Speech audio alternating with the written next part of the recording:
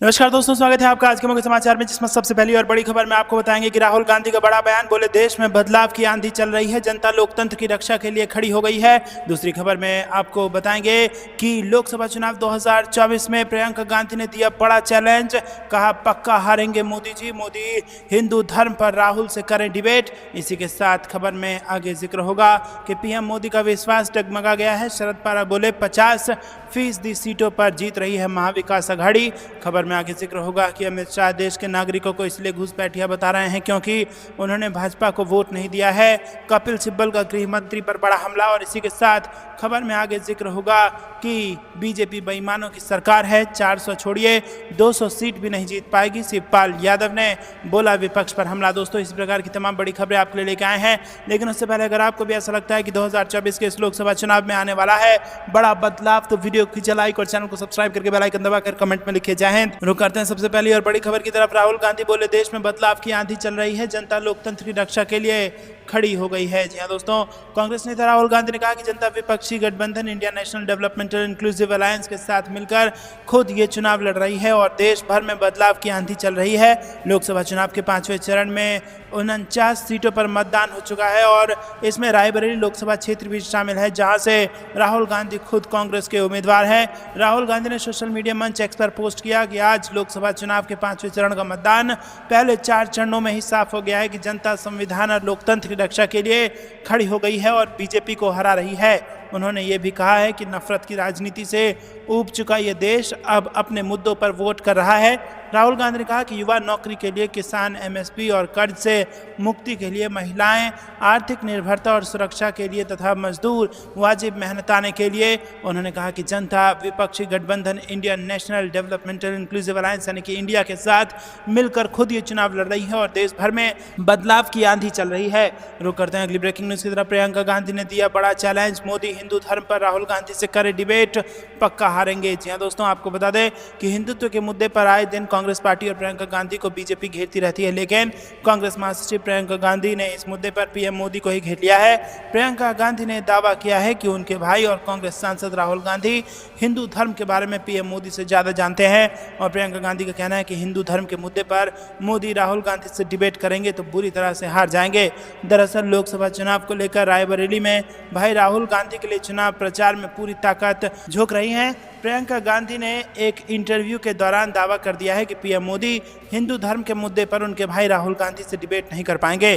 कांग्रेस नेता प्रियंका गांधी ने अपने इंटरव्यू के दौरान कहा कि राहुल जी पर मीडिया से लेकर बीजेपी के नेताओं ने इतना आक्रमण किया, इतने अपशब्द बोले और इतनी गलत धारणाएं फैलाई, फिर भी राहुल गांधी खड़े हैं। फिर भी राहुल जी में इतनी हिम्मत है कि वो झुकते नहीं, डरते नहीं हैं। रुक करते हैं अगली ब्रेकिंग न्यूज की तरफ। पीएम मोदी का विश्वास डगमगा गया है। शरद पवार बोले 50% सीटों पर जीत रही महाविकास अघाड़ी। जी दोस्तों, उन्होंने कहा कि प्रधानमंत्री मोदी का विश्वास इस बार डगमगा गया है, इसीलिए वो महाराष्ट्र पर ज्यादा फोकस कर रहे हैं। शरद पवार ने कहा कि इस बार महाविकास अघाड़ी महाराष्ट्र में कम से कम 50% सीटें जीत रहा है।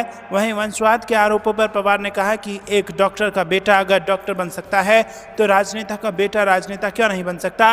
बाकी उसकी सफलता और असफलता उसकी क्षमता पर निर्भर करती है। दोस्तों, आपको बता दें कि शरद पवार ने कहा कि माँ बाप के चरण चिन्हों पर चलना कोई अपराध नहीं है। 400 पार के दावे को लेकर पवार ने कहा कि ये बहुत ही अजीब दावा है। उन्होंने कहा कि मुझे नहीं पता कि किस आधार पर यह नारा दिया गया है, मुझे तो ये भी शक है कि बीजेपी बहुमत के आंकड़े तक पहुंच पाएगी। दक्षिण राज्यों में भाजपा का प्रदर्शन ना के बराबर रहा है और वहीं मध्य प्रदेश, राजस्थान और यूपी में भी इस बार स्थिति अच्छी नहीं है। उन्होंने कहा 4 चरणों के मतदान के मुताबिक मोदी की अगुवाई वाले गठबंधन को हराना कोई बड़ी बात नहीं है। जहां तक बात है हमारे प्रधानमंत्री पद के चेहरे की, तो चुने हुए सांसद ही इसका फैसला करेंगे। रुक करते हैं अगली ब्रेकिंग न्यूज की तरफ। अमित शाह देश के नागरिकों को इसलिए घुसपैठिया बता रहे हैं क्योंकि उन्होंने भाजपा को वोट नहीं दिया है। कपिल सिब्बल का गृह मंत्री पर हमला। जी हाँ दोस्तों, आपको बता दें कि यहाँ पर कपिल सिब्बल ने गृह मंत्री अमित शाह पर जबरदस्त हमला किया है। राज्यसभा सांसद कपिल सिब्बल ने अमित शाह की घुसपैठियों वाली टिप्पणी पर निशाना साधते हुए कहा कि गृह मंत्री शाह देश के नागरिकों को घुसपैठिया करार दे रहे हैं, जबकि उन्होंने देश के किसी नागरिक के साथ भेदभाव न करने की शपथ ली है। समाचार एजेंसी के अनुसार कपिल सिब्बल ने कहा कि अमित शाह जिन्हें घुसपैठिया कह रहे हैं वो भारत के नागरिक हैं और उनका नाम देश की मतदाता सूची में शामिल है। इसका मतलब है कि आप कह रहे हैं कि देश के नागरिक घुसपैठिए हैं। आप इस देश के गृह मंत्री हैं और आपने संविधान की शपथ ली है, किसी के साथ भेदभाव नहीं करेंगे, लेकिन बावजूद उसके आप अपने नागरिकों को घुसपैठिया करार दे रहे हैं। रुक करते हैं अगली ब्रेकिंग न्यूज की तरफ। बीजेपी बेईमानों की सरकार है, 400 छोड़िए 200 सीट भी नहीं जीत पाएगी, शिवपाल यादव ने बोला विपक्ष पर हमला। जी हाँ दोस्तों, आपको बता दें कि समाजवादी पार्टी के राष्ट्रीय महासचिव शिवपाल यादव ने एक चुनावी जनसभा को संबोधित करते हुए भारतीय जनता पार्टी पर जमकर निशाना साधा। उन्होंने बीजेपी की अब की बार 400 पार के नारे को लेकर तंज कसा और कहा कि बीजेपी कहती है कि अब की बार 400 पार जबकि 200 पार भी नहीं कर पाएगी। ये बेईमानों की सरकार है, उसको उखाड़ फेंकना है। बेरोजगारी चरम सीमा पर है, बेरोजगार दर दर भटक रहा है। वहीं उन्होंने अपनी पार्टी की उपलब्धियां गिनाई हैं और लोगों को वोट करने की अपील की है। शिवपाल यादव ने कहा है कि भाजपा सरकार बेईमानों की सरकार है और इस बार उन्हें उखाड़ फेंकना है। बदायूं और मैनपुरी में भाजपा ने पुलिस के बल पर चुनाव को प्रभावित करने का प्रयास किया है, लेकिन जनता ने लाठी खाकर भी समाजवादी को वोट दिया। बीजेपी इस बार 200 सीटें भी नहीं जीत पाएगी। भाजपा सरकार में भ्रष्टाचार चरम पर है, जितनी भर्तियां निकली सबका पेपर लीक हो गया। भाजपा ने जो भी वादे किए सभी झूठे निकले। आज बेरोजगार रोजगार के लिए दर दर भटक रहा है। भाजपा ने युवाओं को रोजगार नहीं दिया। तो दोस्तों, आपको क्या कुछ लगता है कमेंट में जरूर बताइए। वीडियो को अभी तक लाइक नहीं किया तो लाइक जरूर कीजिएगा और चैनल को सब्सक्राइब करके बेल आइकन जरूर दबाइएगा। और दोस्तों, अब हम आपको सीधा ले चलते हैं जनता के बीच और जनता के मन की बात आप तक पहुंचाते हैं। खबर में अंत तक जरूर बने रहिएगा। धन्यवाद। आपने कहा कि वैक्सीन मोदी ने बनवाया, यानी जो काम हुआ सब मोदी ने करवाया। क्या नहीं करवाया? तो पुलवामा किसने कराया? मोदी ने कराया। मोदी ने कराया।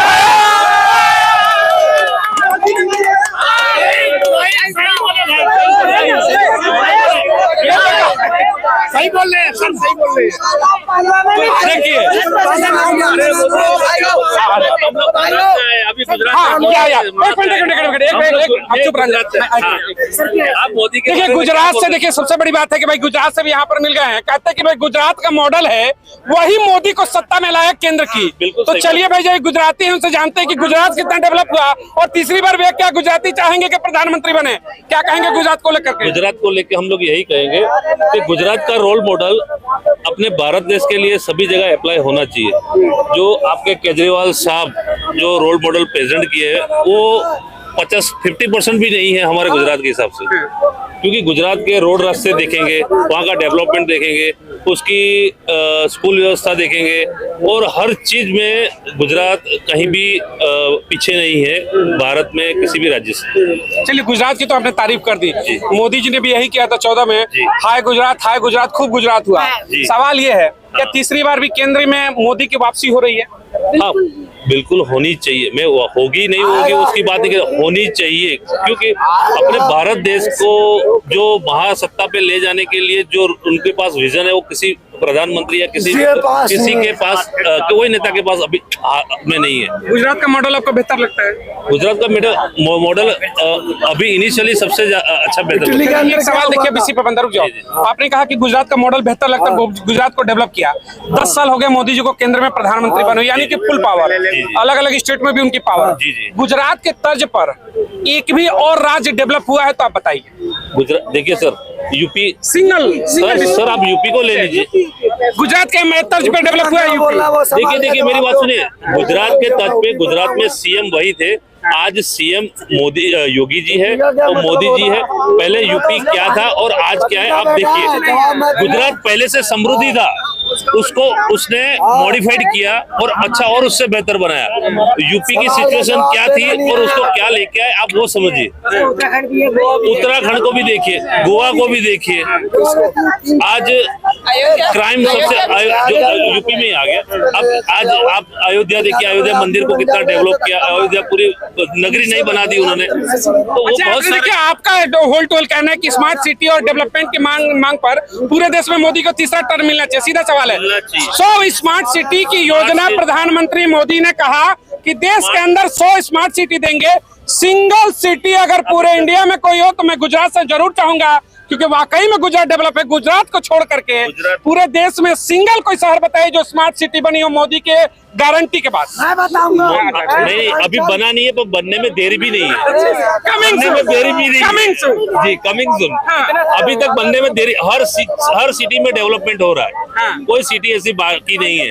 आप बुलेट ट्रेन प्रोजेक्ट भी देखिए, उन्होंने उनको एंड तक आ गया है। करीबन मैं मानता बुलेट हूँ। ट्रेन में कौन बैठेगा, सीधा सवाल। अरे सर, बुलेट ट्रेन सबके लिए, ऐसा नहीं। सबके लिए। ये देखिए, ये चेहरा दिखाइए जरा, ये चेहरा दिखाइए, इनको दिखाइए, इनको दिखाइए, यहाँ किसी को भी, इंक्लूडिंग मुझे भी दिखाइए।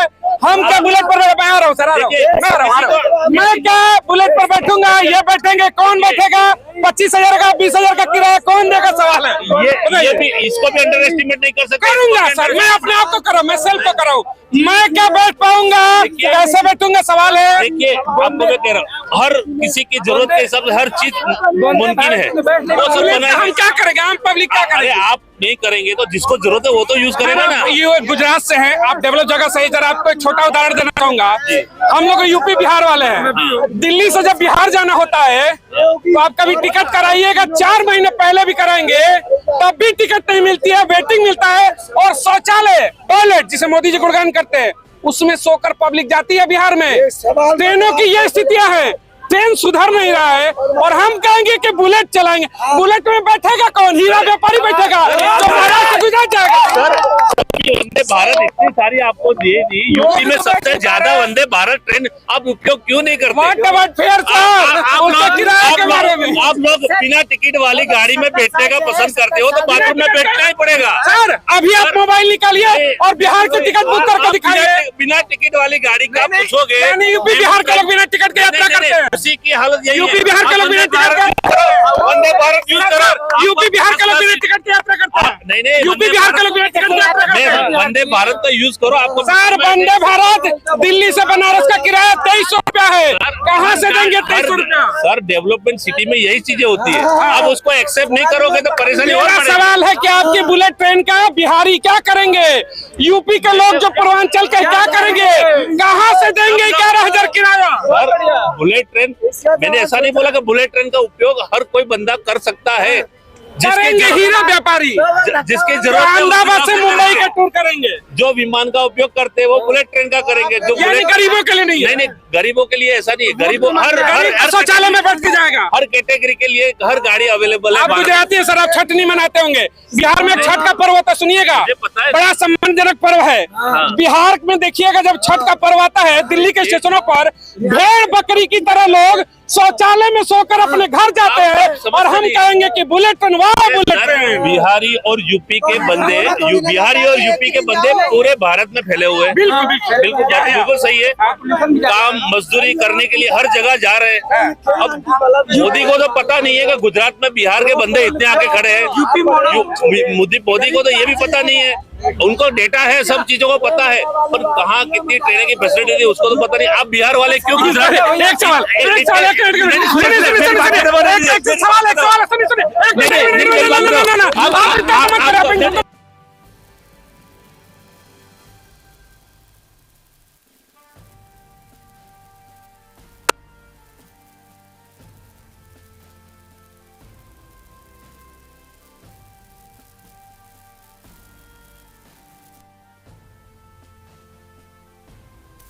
चलिए भाई, गए, मैं सवाल का इनका जवाब लेना चाहता हूं। देखिए, इन्होंने कहा कि मोदी जी को पता ही नहीं कि कितनी ट्रेन की आवश्यकता है। देश के प्रधानमंत्री है, उनको पता नहीं होगा तो कैसे पता होगा? यानी कि आप मंत्रालय चला नहीं पा रहे हैं। गुजरात से थे, इन्होंने गुजरात की तारीफ की, हम भी कहते हैं गुजरात डेवलप है, लेकिन गुजरात के तर्ज पर एक सिटी भी डेवलप नहीं हो पाई 10 साल में। सवाल वही है, आएंगे मोदी तो फिर। हाँ बोलिए। कितना जगह घूमे मैं ना, तो दिल्ली से बाहर निकलिए। बताइए। हम असम के हैं, हाँ, ठीक है ना? असम में आके देखें, बताइए कितना डेवलप हुआ, आके देखें। नहीं देखें। चलिए, आसाम वाले हैं, सुनिए। यूपी के है ना, असम नहीं देखे है ना? तो जब देखेंगे तभी बोलिएगा। हम यूपी के भी हैं और असम के भी हैं। यूपी के गोरखपुर के हैं। अरे भाई, आसाम वाले हैं। जरा एक सवाल है, रुक जाओ, सवाल आसाम से है, बड़ा सवाल है। आपके मुख्यमंत्री नाम जानते होंगे? हेमंता बिस्व शर्मा। पहले किसमें थे? किसमें थे? कांग्रेस में थे। कांग्रेस में थे तो यही बीजेपी कहती थी कि जमीन घोटाले वाले हैं, ये भ्रष्टाचारी है। और अब मैं मुख्यमंत्री की शपथ लेता हूँ असम का हेमंत बिश्व शर्मा। अब क्या कहना चाहेंगे बताइए। हेमंत बिश्व शर्मा जब राहुल के पास जाते थे ना, हमारे पप्पू, हाँ बिल्कुल पप्पू, ठीक है, पप्पू, अपनी बात को रखने जाते थे ना, तो बात को कृपया नहीं करते थे, वो कुत्ते को बिस्कुट खिलाते थे। जब सुनिए, गंदे नाले में अच्छी मछली जब चली जाएगी ना, तो समझे कि हम भी गंदा हो जाएंगे, इसीलिए वहाँ से निकल के हम अच्छे नाले में जाएंगे। बढ़िया है। देखिए भाई, इन्होंने एक बड़ा बढ़िया फॉर्मूला बताया कि आप लाख भ्रष्टाचारी हो, भाजपा में चले जाना, वो ऐसा नदी है कि आप स्वच्छ हो जाओगे। आप मेरा बात को समझ नहीं पाए, आप बात को नहीं समझ पाए, घुमा के बोल रहे हैं। मेरा बात को ध्यान से समझिए। हेमंत बिश्व शर्मा जब राहुल गांधी के पास गए, अपनी बात लेके गए, तो बात को मतलब केयर नहीं किए, कुत्ते को बिस्कुट खिला रहे हैं। बात को सुनो, अब जरा सुनो, आप अपनी बात रखिएगा। सबको पता है कि 24 के इलेक्शन में कौन आएगा, बोलने दो। अरे ठीक है, बोलने दो, कोई बात नहीं, ठीक है ना। तो उनको पता है इस जगह में रह के मेरा दाल गलेगा नहीं, इस जगह में रह के मेरा दाल गलेगा नहीं, तो उसके बाद बीजेपी में गए। सुनो जरा, आपने कहा कि हेमंत बिश्व शर्मा की सुनी नहीं जाती थी कांग्रेस में। पप्पू कहा राहुल गांधी, चलिए पप्पू है, कांग्रेस बेकार है, एकदम बेकार है। सवाल ये है कि जो भ्रष्टाचारी था वो भाजपा में जाके मुख्यमंत्री कैसे बन गया, इसका जवाब दे दीजिए। मुख्यमंत्री कैसे बन गया? वो 10 साल उसमें भ्रष्टाचारियों का स्वागत करता है। असम का युवा भ्रष्टाचारी का स्वागत करता है। असम का युवा भ्रष्टाचारी का स्वागत करता है। कीजिए, हाँ साबित कीजिए। तो आप भी तो राहुल गांधी को साबित करिए ना। अरे आपने भी कहा कि राहुल गांधी ने भ्रष्टाचार किया, साबित करिए। राहुल गांधी का तो पूरा दुनिया जानता है कैसे कर रहा है। मतलब क्या बेल पे निकला हुआ है ना, वो तो दुनिया जानता है। सुनिए, केजरीवाल क्या लगता है भाई, भ्रष्टाचारी है? 5 बार सम्मान जाने के बाद क्या समझे, भ्रष्टाचारी हो गया, दूल्हा समझे। अच्छा एक बात बता रहे, अच्छा एक मिनट। अच्छा केजरीवाल सच है, केजरीवाल अगर सच है तो सही में जाके जवाब दे देना। हमारा ऊपर में कोई आरोप लगा है, तब कोर्ट में खड़ा होकर आरोप को सही करेंगे। आपकी बात सुनता हूँ, यही कहते हैं कि देखिए डबल स्टैंडर्ड किस तरीके से सेट हो चुका है। हेमंत बिश्व शर्मा के ऊपर जो आरोप था, FIR दर्ज थी, मुकदमा चल रहा है, तो वो भाई भ्रष्टाचार का आरोपी नहीं है क्योंकि हुआ नहीं है। लेकिन केजरीवाल को ईडी का समन चला जाए तो वो भ्रष्टाचारी हो गए। यही सोच पे विचार हो रहा है कि भाई एक जो विपक्ष वाला, इसको ईडी का जाते ही वो अपराधी हो जाएगा, और दूसरे पर मुकदमा चल रहा है फिर भी वो निष्पक्ष है। आपको क्या बोले, केजरीवाल अपराधी, पहले जाके आप साबित करो हम अपराधी हैं। आप भी साबित करिए, क्यों कहेंगे दूसरों को? आप भी केजरीवाल को साबित करिए कि पहले है। आपने तो संजय सिंह को उठा के डाल दिया। सम्मन तो किया है ना। अब सम्मन भेजने का मतलब अपराधी हो जाएंगे। हम अपराधी बोले, आपको भी भेजा जा सकता है। हाँ तो हम जाएंगे ना। हम नहीं जाएंगे तो चोर हुए, नहीं जाएंगे तो बाकी जिसके ऊपर आरोप है आपकी पार्टी में आएगा तो ठीक हो जाएगा। अरे आप तो आप बोल रहे हैं। अजीत पवार, चलिए अजीत पवार, हम नहीं बोलेंगे, अजीत पवार, चक्की पीसिंग क्या हुआ अजीत पवार का? इनका टोटली भाषण क्या लग रहा है, पूरा कांग्रेस का लेके आए हुए हैं, चाहे कुछ भी करे। अब जाके असली का खाल उतरा है, असली खाल उतरा है भाई का। अब भाई का खाल उतरा है। अगर सवाल पूछ देंगे तो भाजपा ही कुछ देर बाद कहेंगे कि आतंकवादी है, खालिस्तानी है, चोर है, लुचंगा है, सब है। सवाल एक ही होना चाहिए भैया, जिंदाबाद। हम भी कह रहे भाई मोदी आएंगे, कोई दिक्कत नहीं है, लोकतंत्र है, जिसे वोट देगी जनता आएगी। सवाल लेकिन सबका होना चाहिए ना। अगर हम मोदी पे सवाल पूछ देंगे तो हम कांग्रेसी हो गए। आपने तो कहा ना, आपको क्यों लगा भाई हम तो सवाल ही पूछेंगे ना, तो हम कांग्रेसी कैसे हो गए? आप सवाल ही पूछ सकते हैं और कुछ नहीं इसके अलावा करने के तो मोदी करेंगे, वही करेंगे, और आगे आने वाले सालों में भी वही करेंगे। मोदी आएंगे। मोदी है। ईवीएम पे कह रहे कि भाई विपक्ष वाले की ईवीएम का खेला है। कुछ नहीं होता, किसी भी तरह की जो ये कांग्रेस ये ब्लेम लगाती है, उसका कोई लेना देना नहीं है। जनता का मन है कि बीजेपी आएगी। जब से बीजेपी आई है, वोट बैंक देख लो आप, पूरे भारत के अंदर चौतरफा हर जगह पर बीजेपी से। अब जाट समुदाय से लग रहा है, एक सीधा सवाल है, सुन लीजिए मेरी बात सुन लीजिए। मैंने टोन से बताया, पश्चिमी उत्तर प्रदेश से सीधा सवाल सुनिएगा। किसान जो, हाँ राजस्थान से, किसान जो इस समय धरने पर बैठे हैं, उनको लेकर के बार बार कहा जा रहा है कि किसान नहीं हो सकते, किसान तो खेत में रहता है, ये खालिस्तानी है, इसका आप लोग समर्थन करते हैं? खालिस्तानी का तो नहीं कह सकते, लेकिन ये लग्जरी किसान है। हाँ। लग्जरी जो VIP किसान होते हैं यानी ना, वो है। किसान केवल आत्महत्या करे, लग्जरी नहीं हो सकता है। कांग्रेसी किसान है। अच्छा, कांग्रेस किसान भी कांग्रेस के हो हाँ, गए। बिल्कुल। जो यहाँ पे धरने पे है वो कांग्रेसी किसान। कांग्रेसी किसान है। ये बड़ी खबर आपने दे दी। आपको भी लग रहा है कि कांग्रेसी पत्रकार तो हम हो ही गए, किसान भी कांग्रेसी हो गया, अब धीरे धीरे पूरा भारत कांग्रेसी हो जाएगा, मोदी चले जाएंगे। कांग्रेसी बोल रहे हैं।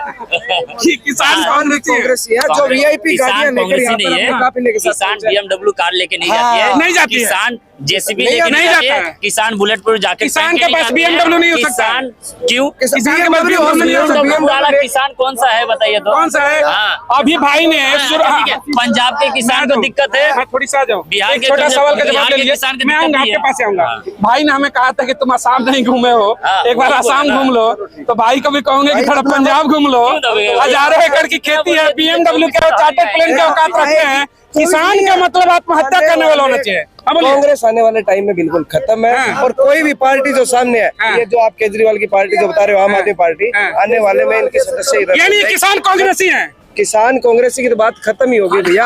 है ही कांग्रेसी किसान है। ये हाँ। जो यहाँ पे आए हुए हैं हाँ। VIP लग्जरी किसान है, हाँ। जिनको आप बोल सकते हो कि घर में AC में बैठने वाले हैं। कैसा किसान जिनको होता है? राजनीति करनी है यार। किसान कैसा होता है? किसान तो ऐसा ये ये तो किसान लग्जरी आपने कह दिया, बाकी दूसरा वाला किसान कैसा घर होता पे है? बैठे हैं, आज गेहूं काट रहे हैं और सरसों काट रहे हैं खेत में, अच्छा। वो है किसान। यानी जो अपनी MSP मांगे वो किसान नहीं है। जिनको पता है कि जो सरकार कर रही है वो बिल्कुल सही है।